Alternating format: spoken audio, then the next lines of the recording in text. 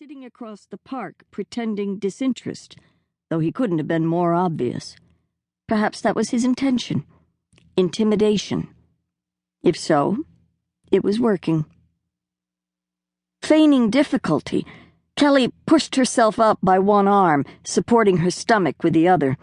She headed to Deborah's bench, shaded by a palm tree, and grabbed the back of the wooden slats, exhaling with an exaggerated sigh. Whew, it's warm in the sun. Deborah barely noticed her. Mind if I share the bench? Kelly asked, sitting down. Deborah flashed an obliging smile while Kelly arched her face into the sunlight. Should she say something more? Already Kelly felt Bruce's eyes on her, decoding her mannerisms and scrutinizing her behavior for tells. A few minutes passed before Deborah looked her way and then did a double take. I love that color. Kelly smiled. I know you do. She smoothed her skirt. Me too. Are you close to your due date? Any moment. Kelly grimaced suddenly, touching her rounded belly. Deborah slipped her phone into her purse and studied Kelly with newfound interest. Gotcha, Kelly thought. She glanced toward Sydney across the playground. Was it difficult for you? Deborah shrugged, apparently unwilling to admit she'd never given birth at all. The way I feel today, Kelly replied, this might be my first and my last. Deborah only smiled, and for the next few minutes they talked about raising babies. All the while, Kelly pretended not to notice Bruce's edging closer and closer. If she gave any hint of recognizing his function in Deborah's life, he'd surely become even more suspicious of her.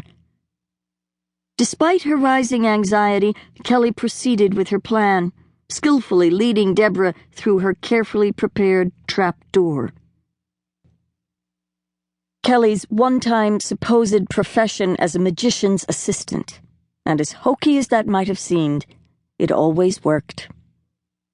Always. Perhaps Kelly resembled most people's image of a magician's assistant, or maybe the juxtaposition of a very pregnant woman as a once skimpily clad assistant was too bizarre not to be believed. What was that like? Deborah asked, clearly amused. Actually, I got tired of being sawed in half. Deborah laughed. At least I learned some magic myself, Kelly replied. Card tricks, how to make quarters disappear. You know, that sort of thing. When Deborah's eyebrows rose, Kelly made a show of digging through her purse. Wait, I have one, Deborah said, reaching into her own purse, her eyes rapt with anticipation. She picked out a quarter and gave it to Kelly.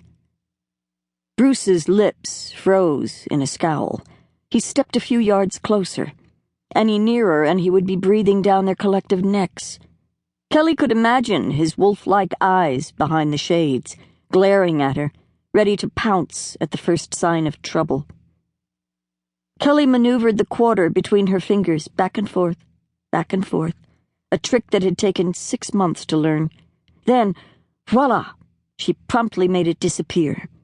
She held up her hands, twisting them in the sun, showing her palms and the back of her hand. Deborah's eyes grew wider. Nice! Next, Kelly reached behind Deborah's ear and produced the quarter, to her amazement. Kelly offered the coin to Deborah, who refused. My little girl would love this trick. Deborah called to her daughter, standing in the shadow of the boulder, sharing conspiratorial whispers with her friends. Coming, Mom. By now, Bruce had dropped all pretenses and was standing 2 feet away.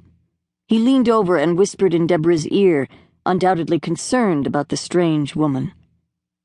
Kelly noticed his muscular biceps as they strained against his leather jacket, and could even smell his musky alpha male cologne from where she sat. She could see a slight bulge under his arm. Apparently Ernie was right.